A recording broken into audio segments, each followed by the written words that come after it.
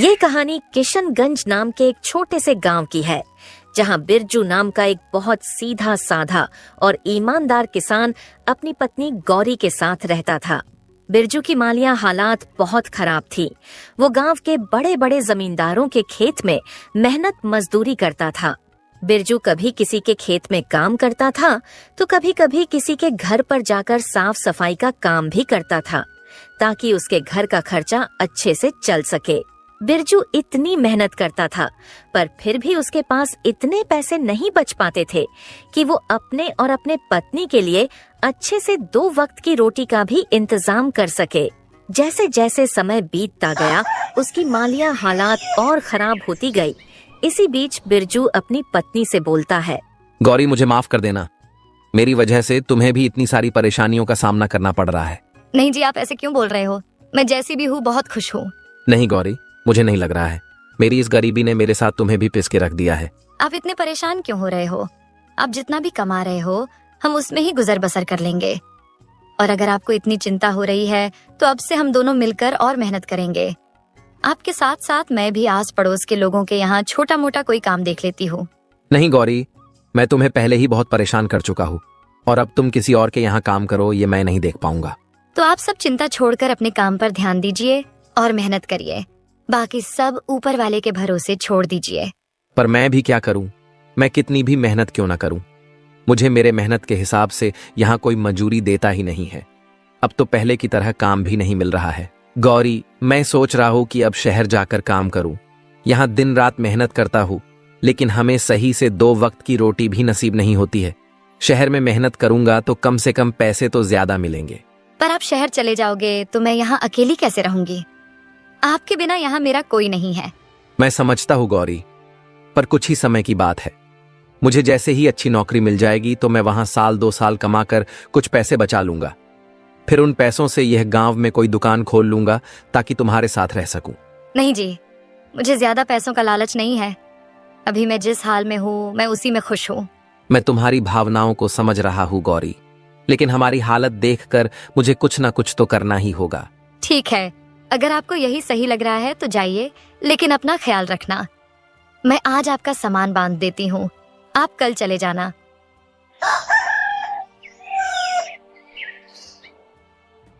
अगले दिन बिरजू अपने सामान की बैग लेकर शहर की ओर चल पड़ता है।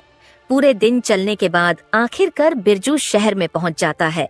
जिस शहर में बिरजू काम की तलाश में गया था, वो शहर उसके लिए बिल्कुल अनजान था। उस शहर में बिरजू का ना तो कोई मित्र था और ना ही कोई सखा संबंधी। चलो, अब यहाँ आ तो गया हूँ, पर काम ढूंढने से पहले सर छुपाने के लिए कोई जगह ढूंढ लेता हूँ, ताकि आज रात तो कहीं रुक सकूं। बिरजू सबसे पहले आसपास में दिख रहे होटलों में जाकर वहां रहने के लिए बात करने जाता है, पर वो वहां से हताश होकर बाहर आ जाता है, क्योंकि बिरजू के पास इतने पैसे नहीं थे कि वो वहां का किराया दे सके। बाप रे बाप, इतना किराया एक रात रुकने का! इतने में तो मैं पूरे महीने का राशन खरीद लूं घर का। आखिरकार होटलों के चक्कर मार मार के वो परेशान हो जाता है। एक काम करता हूँ, इन होटलों में रहने से अच्छा किसी भाई के यहाँ रुक जाता हूँ। कम से कम मेरे कुछ पैसे तो बच जाएंगे। फिर बिरजू वहां से आसपास में दिख रहे घरों में जाकर रहने के लिए बात करने जाता है। बिरजू जब एक घर के पास पहुंचा तो वहां पहले से उस घर का मालिक बाहर बिस्तर लगाकर बैठा होता है। भाई, मैं बहुत दूर गांव से आया हूँ और अब शाम होने वाली है, और मुझे रात बिताने के लिए थोड़ी जगह चाहिए। अगर आप मुझे रात भर रुकने के लिए अपने घर में थोड़ी जगह दे देंगे तो बहुत मेहरबानी होगी। तुम गांव से आए हो या कहीं और से, मुझे इससे कोई फर्क नहीं पड़ता है। मैं तुम्हें जानता पहचानता नहीं हूँ, तो मैं तुम्हें अपने घर में कैसे ठहरा सकता हूँ? बहुत से लोग शहर में काम करने आते हैं, तुम कोई नए नहीं हो। जाओ और अपना ठिकाना कहीं और ढूंढो। बिरजू को उस व्यक्ति की बातें बहुत बुरी लगती है, पर वो उसे बिना कुछ कहे वहां से चला जाता है। थोड़ी देर चलते चलते वो एक दूसरे घर के पास पहुंच जाता है, जहां एक महिला बैठी होती है। बहन, मैं बहुत दूर से आया हूँ काम की तलाश में, पर अब कुछ ही देर में रात हो जाएगी, तो आज रात को रुकने के लिए जगह तलाश कर रहा हूँ। क्या मैं आपके यहाँ आज रात रुक सकता हूँ क्या? भाई, मैं आपकी मजबूरी समझ सकती हूँ, पर मेरे घर में केवल मैं और मेरी बेटी रहती है, तो मैं ऐसे ही किसी पराये मर्द को अपने घर में नहीं रुका सकती हूँ। मुझे माफ कर दीजिए। अरे कोई बात नहीं है बहन, आपकी मदद के लिए धन्यवाद। बिरजू वहाँ से भी निराश होकर अपने लिए दूसरे घर की तलाश में निकल जाता है। बिरजू कई घरों में जाता है, लेकिन हर कोई उसे अपने घर में ठहराने से मना कर देता है। ये सब देखकर बिरजू बहुत ही निराश हो जाता है। फिर सोचने लगता है, इस शहर में कोई भी मुझे अपने घर में ठहराने के लिए तैयार ही नहीं है। अब मैं रात में कहाँ जाऊं? मेरी तो कुछ समझ में ही नहीं आ रहा। जब इस शहर में मुझे रुकने के लिए कोई घर ही नहीं मिल रहा, तो मुझे इस शहर में काम कैसे मिलेगा? बिरजू ये सब सोच ही रहा था, तभी उसकी नजर पास वाली एक झोपड़ी पर पड़ती है। बिरजू फौरन उस घर के पास चला जाता है। बिरजू जब उस घर के पास पहुंचा तो उसने देखा अंदर एक बूढ़ी अम्मा बैठी है। बिरजू उन्हें आवाज लगाता है, अम्मा, क्या मैं आपसे 2 मिनट बात कर सकता हूँ? बिरजू की आवाज सुनकर बूढ़ी अम्मा बाहर आ जाती है। अम्मा, मैं इस शहर में काम की तलाश में आया हूँ, पर कोई भी मुझे अपने घर में ठहराने के लिए तैयार ही नहीं है। बस अब आपसे ही उम्मीद है, कृपा करके आप मुझे अपने घर में रात भर रुकने की जगह दे दीजिए। बेटा, तुमने मुझे माँ कहा है और एक माँ अपने बेटे को घर के बाहर कैसे छोड़ सकती है? चलो आओ, अंदर आ जाओ। बिरजू उस बूढ़ी अम्मा के साथ घर के अंदर चला जाता है। फिर वह अम्मा बिरजू से कहती है, बेटा, तुम इसे अपना ही घर समझो। तुम जब तक चाहो तब तक यहाँ रह सकते हो। अम्मा, इस घर में आप अकेले रहते हो क्या? आपके परिवार के बाकी लोग आपके साथ नहीं रहते हैं क्या? बेटा, मेरे परिवार में कोई नहीं है। मेरे पति तो कई साल पहले ही मुझे छोड़ के जा चुके हैं और एक लड़का था, वो भी विदेश में जाकर रहता है। इस घर में मैं अकेली रहती हूँ। माँ, अब आप चिंता मत कीजिए, मैं हूं ना आपके साथ। अब आप इस घर में अकेली नहीं हैं। अब से आप मुझे अपना बेटा ही समझिए। बेटा, तू बहुत अच्छा इंसान है, देखने में भी बहुत भला लगता है। इस शहर में बहुत होशियारी से रहना, क्योंकि यहाँ बहुत ठग रहते हैं। वे नए आदमी को देखकर उसे ठग लेते हैं।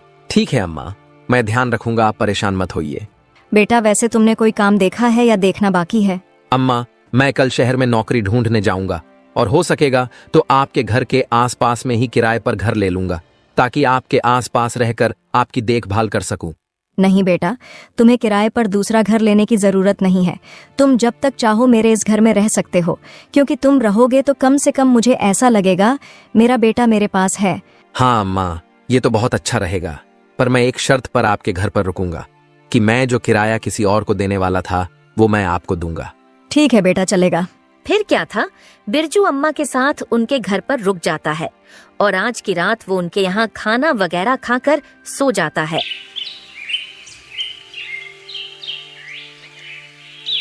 अगली सुबह सुबह बिरजू काम की तलाश में निकल जाता है। जल्दी ही उसे एक सेठ के गोदाम पर काम मिल जाता है। बिरजू कभी भी सेठ के किसी भी काम से इनकार नहीं करता था और वो हर काम को लगन और ईमानदारी से करता था। बिरजू के काम के प्रति मेहनत और लगन को देखकर सेठ बिरजू से बहुत खुश रहते थे। बिरजू को इतनी मेहनत करते देख सेठ बिरजू की पगार भी बढ़ा देते हैं। बिरजू अपनी कमाई से सिर्फ उतना ही खर्च करता था जितने की उसे जरूरत होती थी और बाकी बचे हुए पैसे को वो एक छोटी सी थैली में बचत किया करता था। शहर में काम करते करते बिरजू को अब कुछ दिन बीत जाते हैं। ऐसे ही एक दिन बिरजू अम्मा के घर के बाहर बैठे बैठे सोचता है, जब मैं 10,000 रुपए जमा कर लूंगा तब मैं पूरे पैसे लेकर अपनी पत्नी के पास चला जाऊंगा। फिर गांव में कोई अच्छी सी दुकान खोल लूंगा ताकि गांव में अपने पत्नी के पास रह सकूं।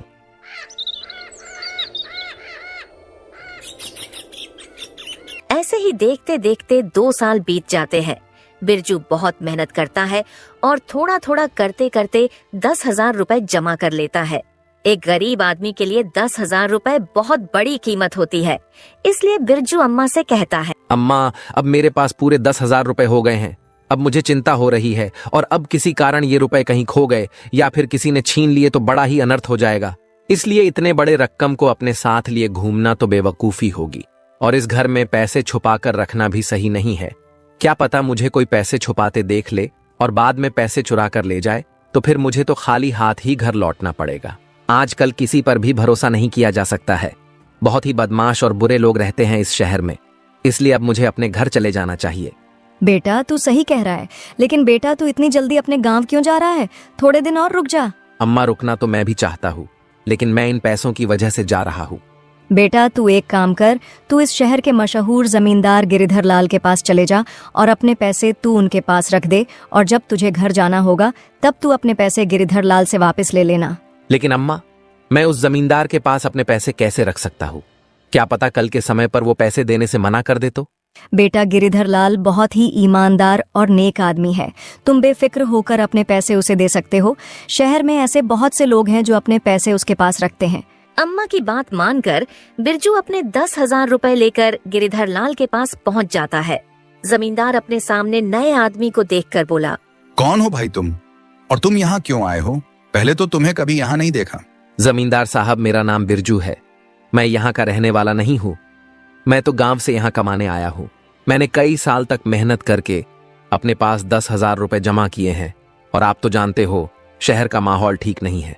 इसलिए मैं अपने पूरे पैसे आपके पास एक अमानत की तौर पर रखने आया हूँ। मैंने सुना है कि पूरे शहर में बस एक आप ही है जिसके पास मेरे पैसे सुरक्षित रहेंगे। जब तक मैं इस शहर में रहूंगा और काम करूंगा, तब तक मेरे पैसे आपके पास सुरक्षित रहेंगे। मेहरबानी करके आप इन पैसों को अपने पास रख लीजिए। गिरिधर लाल ने जल्दी से पैसों की थैली अपने पास ले ली और फिर वो बिरजू से बोला, सही कहा बिरजू भाई, तुम्हें अपने पैसे रखने के लिए इससे और बेहतर जगह कहीं नहीं मिलेगी।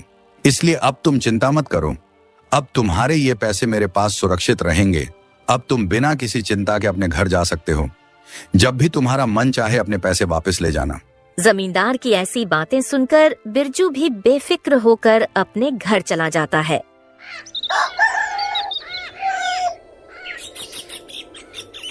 फिर कुछ समय और बीत जाता है। देखते देखते और 1 साल निकल जाता है। बिरजू अपने काम में मग्न रहता है। ऐसे ही एक दिन बिरजू जब पलंग पर बैठा हुआ था, तभी उसे उसकी पत्नी गौरी की बहुत याद आने लगती है। अब बहुत समय हो गया है। देखते देखते 3 साल गुजर गए। अब तो मुझे गौरी के पास जाना ही होगा। अब जब बिरजू अपनी पत्नी के पास जाने का निश्चय करता है, तो वो सबसे पहले अम्मा को सारी बात बताने चला जाता है। अम्मा, अब बहुत समय बीत गया है। अब मैं सोच रहा हूँ गौरी के पास चला जाऊं। मैं तो उसे कहकर आया था 1-2 साल में आ जाऊंगा, पर अब मुझे यहाँ कमाते कमाते 3 साल हो गए हैं। ठीक है बेटा, जैसा तुमको सही लगे। फिर क्या था, बिरजू अपने घर जाने की तैयारी करके जमींदार के पास अपने पैसे लेने चला जाता है। जमींदार साहब, मैं अब अपने गांव जा रहा हूँ, इसलिए मैं आपके पास अपने पैसे लेने आया हूँ। कृपा करके आप मेरे पैसे मुझे लौटा दीजिए। जमींदार बिरजू को गौर से देखकर बोला, तुम किस पैसे की बात कर रहे हो भाई? तुमने कब मुझे पैसे दिए थे? जमींदार की ये बात सुनकर बिरजू के होश उड़ जाते हैं। साहब, मैंने कुछ समय पहले ही तो आपके पास 10,000 रुपए अमानत की तौर पर रखे थे। 10,000 रुपए? अरे इतनी बड़ी रकम है जो तुम्हारे 7 पीढ़ियों ने भी देखी नहीं होगी। वैसे तुम्हारे पास कहां से इतने पैसे आ गए? और तुम्हारे पास क्या सबूत है कि तुमने मुझे 10,000 रुपए दिए थे? साहब, मेरे पास कोई सबूत तो नहीं है, पर लोग कहते हैं कि आप बहुत ईमानदार हो, इसलिए मैंने पैसे देते वक्त आपसे कोई प्रमाण नहीं लिया था। बिरजू जमींदार को अपने 10,000 रुपए की याद दिलाने की बहुत कोशिश करता है, लेकिन जमींदार बिरजू की एक बात नहीं सुनता है। जमींदार अपने नौकरों को बुलाता है और फिर अपने नौकरों से कहता है, ये कोई बहरूपियां है और झूठ बोलकर मुझे बदनाम करना चाहता है। इसे मेरे घर से धक्के मारकर बाहर निकाल दो, और याद रहे ये दोबारा मेरे घर में न घुसाए। आखिरकार जमींदार के नौकर बिरजू को उसके घर के बाहर निकाल देते हैं। जमींदार के घर के बाहर आने के बाद बिरजू सोचता है, अब मैं क्या करूंगा? जमींदार ने तो मेरे मेहनत की कमाई हड़प ली है और मेरे पास उनके खिलाफ कोई प्रमाण भी नहीं है। अब मैं क्या करूं? कमजोर और लाचार बिरजू रोते हुए बूढ़ी अम्मा के घर की ओर चल पड़ा। बूढ़ी अम्मा के घर की तरफ जाते हुए बिरजू फिर से वही बात दोहराने लगा। हे भगवान, सालों की मेहनत, मेरी जमा पूंजी सब लुट गया। क्या सोचा था और क्या हो गया? उस बदमाश जमींदार ने मुझे कहीं का नहीं छोड़ा। हे भगवान, अब मैं क्या करूं? बिरजू दुखी मन से बूढ़ी अम्मा के घर लौट आता है। बिरजू को रोता हुआ देख बूढ़ी अम्मा बिरजू से पूछती हैं, क्या हुआ बिरजू बेटा, तू रो क्यों रहा है? तू तो गिरिधर लाल जमींदार के पास अपने पैसे वापस लेने गया था ना? हाँ अम्मा, मैं बर्बाद हो गया। मेरी जमा पूंजी सब लुट गई। जमींदार गिरिधर लाल ने मेरे पैसे वापस देने से इनकार कर दिया। पैसे मांगने पर उसने कहा, मैंने तुझे पहले कभी नहीं देखा है। तू मुझे पैसे देकर कब गया था? तू पक्का कोई बहरूपियां है जो झूठा आरोप लगाकर मुझे बदनाम करना चाहता है। और ऊपर से उसने अपने नौकरों को बुलवाकर मुझे धक्के मारकर घर से बाहर निकलवा दिया। बिरजू की सारी बातें सुनकर बूढ़ी अम्मा मायूस हो जाती हैं। बिरजू बेटा, मुझे माफ कर देना। ये सब मेरी वजह से हुआ है। मैंने ही तुझे तेरे बचत के पैसे जमींदार गिरिधर लाल के पास रखने को कहा था। मुझे पता नहीं था गिरिधर लाल इतना बड़ा बेईमान और धोखेबाज स्वभाव का है। लोग तो उसके ईमानदारी के गुण गाया करते थे। अम्मा, आप अपने आप को दोष मत दो, इसमें आपकी कोई गलती नहीं है। आपने तो मेरे अच्छे के लिए ही कहा था, मगर होना तो वही था जो भगवान को मंजूर था। लेकिन बेटा, अब तू क्या करेगा? उस बेईमान जमींदार से अपने पैसे वापस कैसे लेगा? अम्मा, अब मैं कुछ नहीं कर पाऊंगा। अब मुझे खाली हाथ ही अपने घर लौटना होगा। बूढ़ी अम्मा और बिरजू आपस में बात कर ही रहे होते हैं, तभी वहाँ अम्मा के बगल में रहने वाली लक्ष्मी नाम की औरत आती है। वो दोनों को उदास देखकर पूछती है, क्या बात है बिरजू भाई, आज आप और अम्मा दोनों इतने उदास क्यों दिखाई दे रहे हो? अब आपको क्या बताओ लक्ष्मी बहन, मेरे साथ बहुत बड़ा धोखा हुआ है। मैंने कई साल दिन रात मेहनत करके 10,000 रुपए जमा किए थे। पैसे जमा करने के लिए मैंने ना कभी पेट भर खाना खाया और ना कभी पूरी नींद ली। फिर बिरजू ने लक्ष्मी को सारी बात बताई कि किस तरह जमींदार ने बिरजू को धोखा देकर उसके सारे पैसे ठग लिए। बेटी, लोग कहते हैं कि जमींदार गिरिधर लाल बहुत ही नेक और ईमानदार आदमी है। यही सोचकर मैंने बिरजू को उसके सारे पैसे उसके यहाँ रखने कहा था और बिरजू भी मेरी बातों में आकर उसके पास अपने पैसे रखाया था। अम्मा, आप दोनों परेशान मत होइए, मेरे पास एक तरकीब है। अगर ये तरकीब काम कर गई तो बिरजू भाई को उनके पैसे भी वापस मिल जाएंगे और जमींदार की अक्ल भी ठिकाने आ जाएगी। फिर लक्ष्मी बूढ़ी अम्मा से एक संदूक मांगती है। बूढ़ी अम्मा भी लक्ष्मी के कहे अनुसार एक बड़ा पुराना संदूक लाकर उसके सामने रख देती है। बूढ़ी अम्मा से संदूक लेकर लक्ष्मी कहती है, अम्मा, अब मैं और बिरजू भैया उस जमींदार के पास जा रहे हैं, आप भी हमारे साथ चलो। लक्ष्मी अपने सर पर संदूक रखकर बिरजू और अम्मा के साथ उस बेईमान जमींदार गिरिधर लाल के घर की तरफ चल देती है। जब जमींदार की घर की दूरी बहुत कम रह जाती है, लक्ष्मी अम्मा से कहती है, अम्मा, आप यही रहकर हमारा इंतजार कीजिए। जब तक जमींदार बिरजू भैया के पैसे ना दे दें, तब तक आप अंदर मत आइएगा। जैसे ही जमींदार बिरजू भैया के पैसे दे देगा, तब भैया आपके पास आ जाएंगे। फिर थोड़ी देर में आप अंदर आ जाना और मुझे कहना, बहू, मेरा बेटा व्यापार करके घर आ गया है और वो तुम्हें बुला रहा है, जल्दी चलो। ठीक है बेटी, मैं ऐसा ही करूंगी। फिर लक्ष्मी और बिरजू दोनों जमींदार के घर के बाहर पहुंचकर रुक जाते हैं और लक्ष्मी बिरजू से कहती है, भैया, पहले मैं अंदर जाती हूँ, आप कुछ समय के बाद अंदर आ जाना। उसके बाद लक्ष्मी जमींदार के घर के अंदर पहुंच जाती है। जमींदार लक्ष्मी के पास इतने बड़े संदूक को देखकर सोचता है, इस औरत के पास संदूक तो काफी बड़ा लग रहा है। अगर ये मुझे मिल जाए तो मेरी तो चांदी चांदी हो जाएगी। बहन, आप यहाँ किस काम से आई हो और तुम्हारे पास इतना बड़ा संदूक है, उसमें क्या है? मैं चंदन व्यापारी की पत्नी हूँ। मेरे पति दूर दराज के देश में व्यापार करने गए हैं। वो न कई दिनों से घर लौट कर नहीं आए हैं, न जाने वो घर कब वापस आएंगे। और हमारे इलाके में चोरी की वारदात कुछ ज्यादा ही बढ़ गई है। आए दिन किसी न किसी के घर पर चोरी हो जाती है। इसीलिए मैं कई रातों से चैन की नींद नहीं सो पाई हूँ। मुझे हमेशा डर लगता है और यही चिंता लगी रहती है कि कहीं हमारे यहाँ चोरी ना हो जाए। इसलिए मैं ये संदूक आपके पास लाई हूँ। इस संदूक में हमारे जीवन भर की कमाई, रुपए, हीरे जवाहरात और सोने चांदी है। मैं चाहती हूँ कि आप इसे अपने पास संभाल कर अच्छे से रखें। जब मेरे पति व्यापार करके घर वापस आएंगे, तब मैं ये संदूक आपके पास से ले जाऊंगी। लक्ष्मी की बात सुनकर लालची गिरिधर लाल सोचने लगा। संदूक को देखकर तो लगता है इस संदूक में कम से कम 7-8 लाख रुपए का सामान तो होगा। मैंने सुना है कि चंदन व्यापारी बहुत ही अमीर आदमी है। फिर जमींदार लक्ष्मी से बोला, बहन, तुमने बहुत अच्छा किया जो अपना धन मेरे पास ले आई हो। तुम्हारा धन मैं अपने पास बहुत ही संभाल कर रखूंगा। तुम विश्वास करो, तुम्हारी दौलत मेरे पास बिल्कुल सुरक्षित रहेगी। जब कभी तुम अपना धन लेने मेरे पास आओगी, मैं तुम्हें तुम्हारा 1-1 रुपया सही सलामत वापस कर दूंगा। पर भाई, मैं आपका कैसे विश्वास करूं कि मुझे मेरी दौलत सही सलामत वापस मिल जाएगी? बहन, पूरे शहर में मेरी ईमानदारी की चर्चा है। पूरे शहर में ऐसा कोई भी नहीं है जो मुझे बुरा या बेईमान बता सके। जमींदार और लक्ष्मी आपस में बात कर ही रहे होते हैं, तभी वहाँ बिरजू आ जाता है। बिरजू को देखकर जमींदार बहुत ज्यादा खुश हो जाता है और फिर जमींदार सोचने लगता है, ये आदमी बहुत सही समय पर आया है। अपनी ईमानदारी दिखाना का ये बहुत ही बढ़िया मौका है। मैं इस आदमी को इसके 10,000 रुपए लौटा दूंगा और इस औरत से इसका संदूक ले लूंगा। इस औरत की इतनी बड़ी दौलत लेने के लिए मुझे 10,000 रुपए की कुर्बानी देनी ही होगी। मेरी बहन, मैं तुम्हें विश्वास दिलवाता हूं, इस पूरे शहर में तुम्हें मेरे घर के अलावा ऐसी दूसरी कोई और सुरक्षित जगह नहीं मिलेगी जहां तुम अपना ये धन रख सको। तुम बिल्कुल भी मत घबराओ, तुम्हारी ये अमानत मेरे पास बिल्कुल सुरक्षित रहेगी। अरे मेरे घर में तुम्हारे इस दौलत को कोई छू भी नहीं सकता है। चोरी करने की बात तो छोड़ ही दो, क्योंकि कोई भी चोर मेरे घर में घुसने से पहले 100 बार सोचेगा। ये कहते कहते जमींदार ने ऐसा ढोंग किया जैसे बिरजू पर उसकी नजर अभी पड़ी हो। फिर वो बहुत खुश होकर बोला, अभी तुम ये देखो, इस आदमी ने अपनी पूरी जमा पूंजी मेरे पास रखी थी। सुबह ही ये अपनी जमा पूंजी मेरे पास लेने आया था, पर उस समय मुझे याद नहीं आया तो मैंने इसे चोर समझकर भगा दिया था। पर फिर जब मैंने अपने दिमाग पर बहुत जोर डाला तब कहीं जाकर मुझे इसका चेहरा याद आया। भाई, तुमने बहुत सही किया जो तुम अपने रुपए वापस लेने चले आए, वरना मैं अभी अपने नौकर को तुम्हें बुलाने भेजने ही वाला था। इस आदमी को तो मैं बहुत अच्छे तरह से जानती हूँ। ये बहुत दूर से इस शहर में काम करने आया है। ये बेचारा बहुत मेहनत से काम करता है। इसने शायद हमारे यहाँ भी काम किया है। इसने बहुत मेहनत करके ये पैसे कमाए हैं। क्या तुम इस आदमी को जानती हो? फिर तो किसी बात की चिंता करने की जरूरत ही नहीं है। मैं अभी इस गरीब के पैसे इसे दे देता हूँ।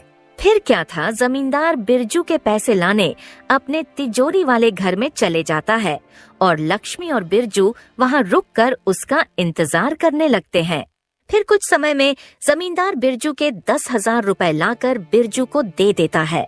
बिरजू तुरंत अपने पैसे लेकर जमींदार के घर से चलता बनता है।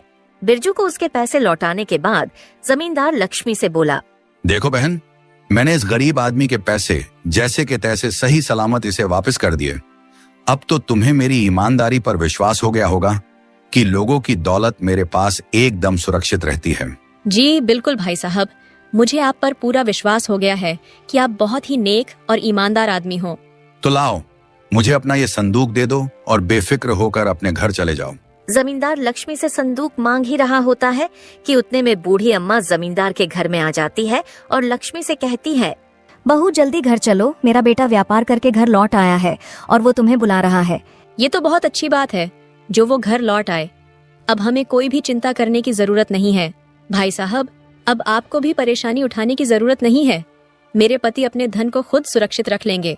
फिर क्या था, लक्ष्मी ने संदूक उठाया और जमींदार के घर से चली गई और ये सब देखकर जमींदार को गुस्से से आग बबूला हो गया। गुस्से के मारे उसका बहुत बुरा हाल था। जमींदार मन ही मन बहुत दुखी हो रहा था और खुद को बुरा भला कह रहा था। वाह गिरिधर लाल, वाह, हाथ में आई दौलत लौटकर वापस चली गई। इस कमबख्त चंदन व्यापारी को अभी ही आना था, थोड़ी देर बाद नहीं आ सकता था। थोड़ी देर बाद आता तो उसका क्या बिगड़ जाता? नहीं, पर उस कमबख्त को अभी ही आना था।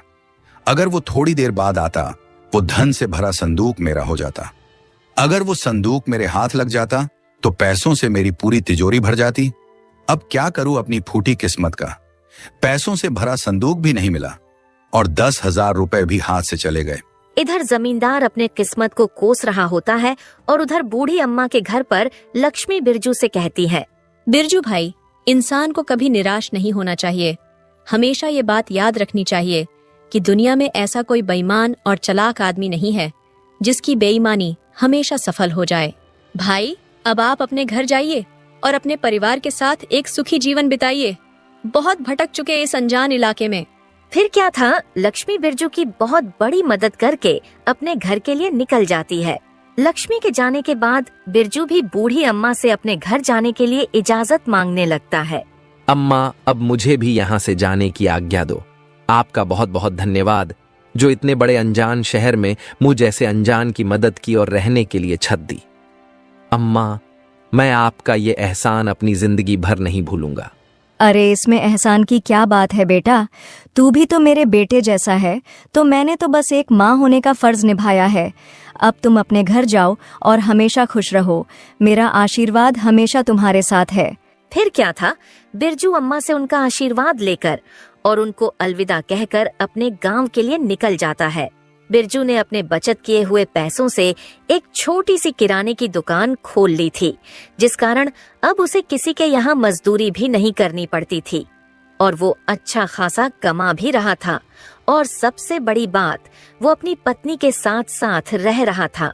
दोस्तों, इस कहानी से हमें यह सीख मिलती है कि हमें कभी हार नहीं माननी चाहिए।